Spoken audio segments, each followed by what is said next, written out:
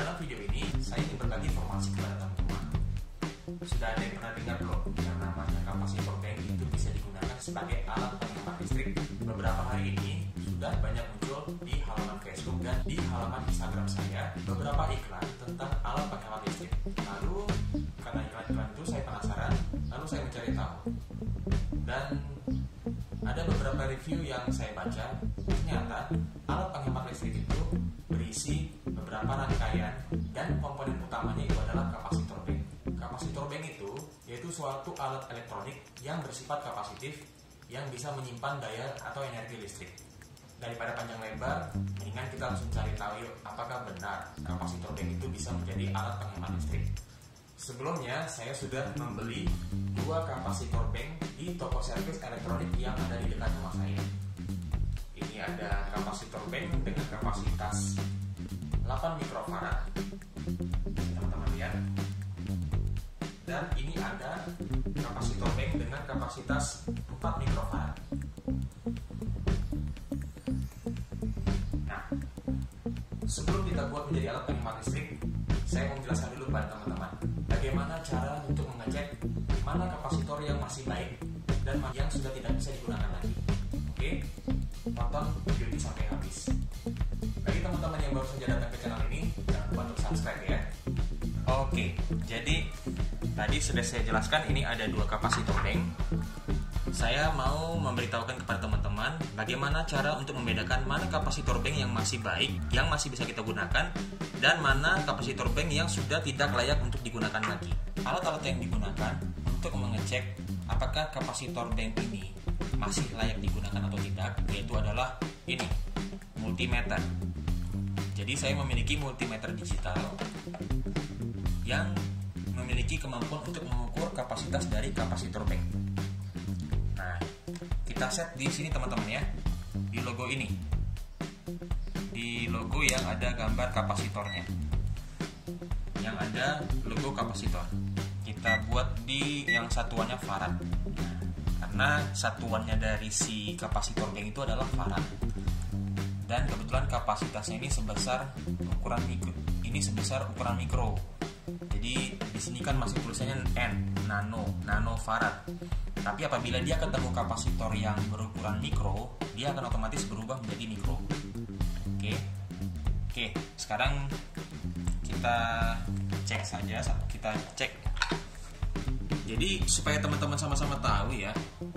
Jadi supaya kalian sama-sama tahu, kapasitor bank ini memiliki kapasitas sebesar 4 mikrofarad. Bisa dilihat dari sini teman-teman. 4, ini ada gambar U, atau ini kalau dibaca namanya mikro, dan ini F, farad, yaitu satuan dari kapasitor. Nah, di sini 400 volt ini adalah tegangannya. Jadi kapasitor bank ini mampu menyerap sampai tegangan 400 volt. Jadi karena tegangan rumah kita sebesar 220 volt, jadi sediakan kapasitor bank yang ukurannya 2 kali lipat. 2 kali lipat dari si kapasitor bank ini. Karena seperti yang teman-teman tahu, voltase di rumah itu kan tidak selamanya 220 volt, bisa lebih dan bisa kurang. Nah, untuk angka amannya kita ambil 400 volt. Dan biasanya untuk kapasitor bank itu dia memiliki berbagai voltase ya. Dia memiliki banyak sekali rentang voltase, ada 400.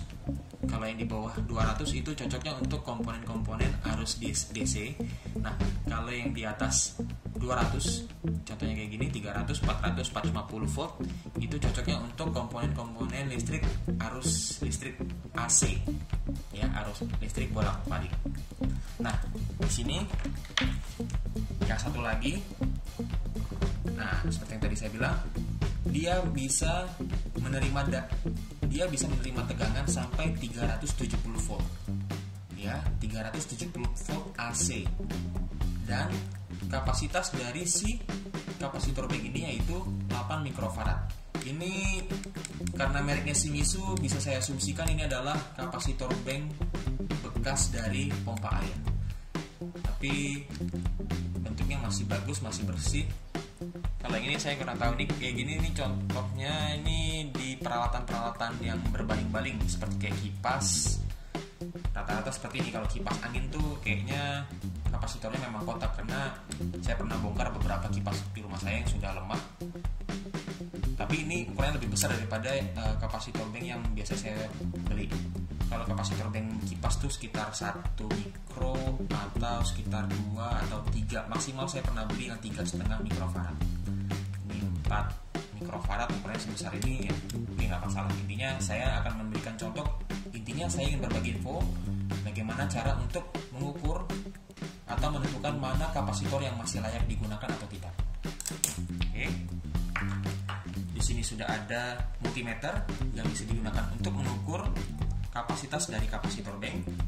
Nah, sekarang kita akan mengecek kapasitor bank yang ini dulu, yang ukurannya 4 mikrofarad. Bisa teman-teman lihat di sini. Yang ini saya singkirin dulu. Oke. Ini karena di sini ada solderannya, saya langsung cek saja ke solderan.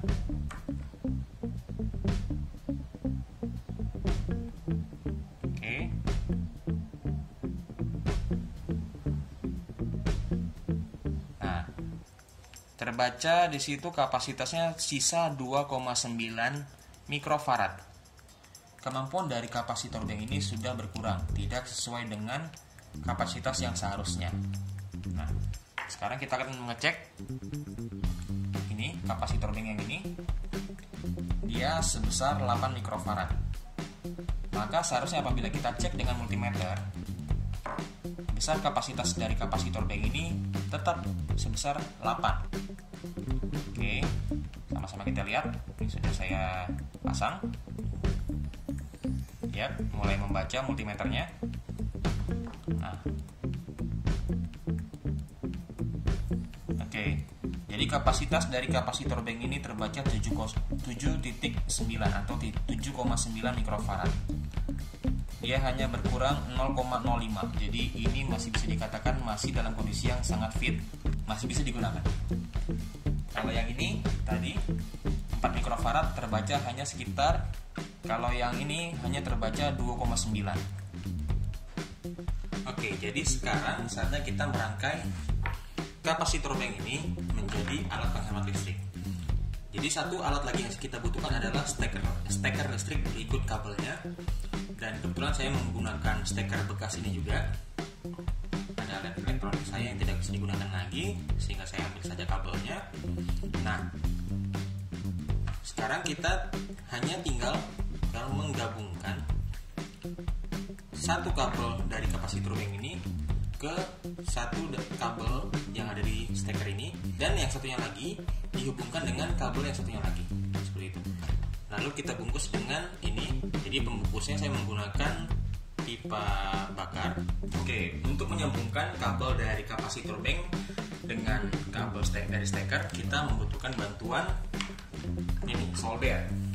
Ya, kita colok dulu soldernya untuk memanaskan.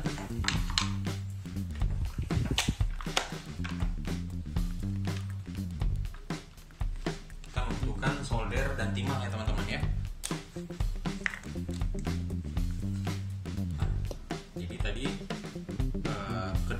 Kedua pipa bakar yang sudah saya potong ini sudah saya masukkan ke masing-masing kabel dari kapasitor bank. Fungsi dari pipa bakar ini nantinya untuk membungkus sambungan antara kapasitor bank dengan kabel dari steker. Ya.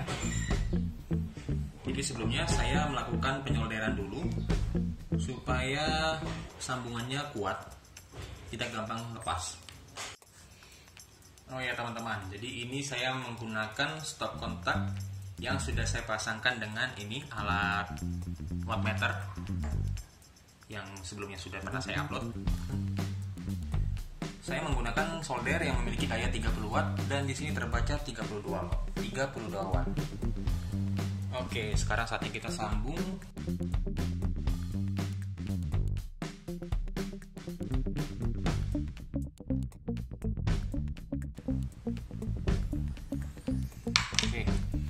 Oke, jadi alat untuk penghemat listrik sudah kita buat, ya.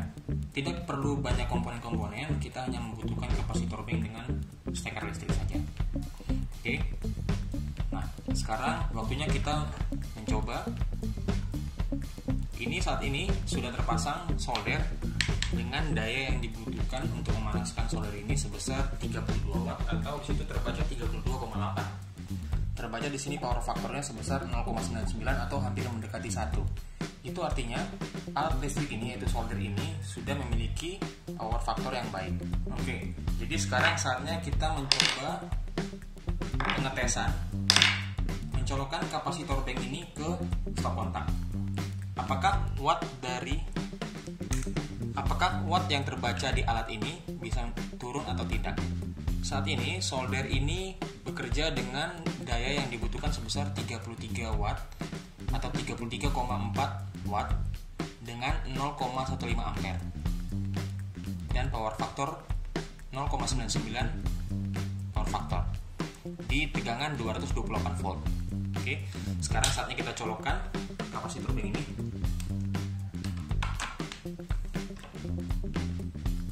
Nah, bisa teman-teman lihat jumlah watt yang dibutuhkan oleh solder ini untuk bekerja masih terbaca sebesar 33,4. Ya, masih sekitar 33,4 atau 33,5. Artinya tidak ada perubahan, dan perubahan itu hanya berada di power factor dan ampernya. Ya. Sekarang kita coba lepaskan lagi kapasitor banknya.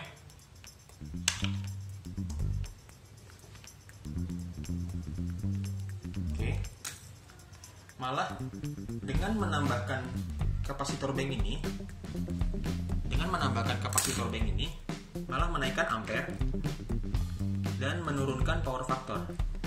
Nah, jadi dari video ini memang belum bisa kita simpulkan apakah kapasitor bank ini memang benar-benar bisa digunakan untuk penghemat listrik, karena alat yang saya gunakan masih hanya sebatas solder. Nah, semoga di video berikutnya saya akan memberikan gambaran lebih luas lagi tentang pemanfaatan dari kapasitor bank ini. Ya, tadi teman-teman sudah lihat ya, besar daya yang dibutuhkan untuk memanaskan solder ini masih tetap sebesar 33 watt, tidak berubah. Yang berubah itu hanya di ampere dan power faktornya. Ya, jadi bisa dikatakan untuk saat ini kapasitor bank ini belum bisa berfungsi sebagai alat penghemat listrik. Nah, di video selanjutnya saya akan mencoba kapasitor bank ini digunakan pada berbagai alat listrik yang ada di rumah saya. Nanti akan kita coba dan nantikan video saya selanjutnya ya. Nah, semoga video ini berguna buat teman-teman. Jangan lupa untuk klik like apabila teman-teman menyukai video ini, dan bagi teman-teman yang baru saja datang ke channel saya, jangan lupa untuk klik subscribe ya, sehingga kalian bisa mendapatkan notifikasi apabila saya mengupload video terbaru. Oke, nantikan video saya selanjutnya tentang kapasitor bank sebagai penghemat listrik ini, karena saya akan mencoba kapasitor bank ini pada beberapa alat listrik yang lainnya. Oke, karena rasanya tidak fair apabila kita hanya menggunakan pada satu alat saja. Oke, terima kasih.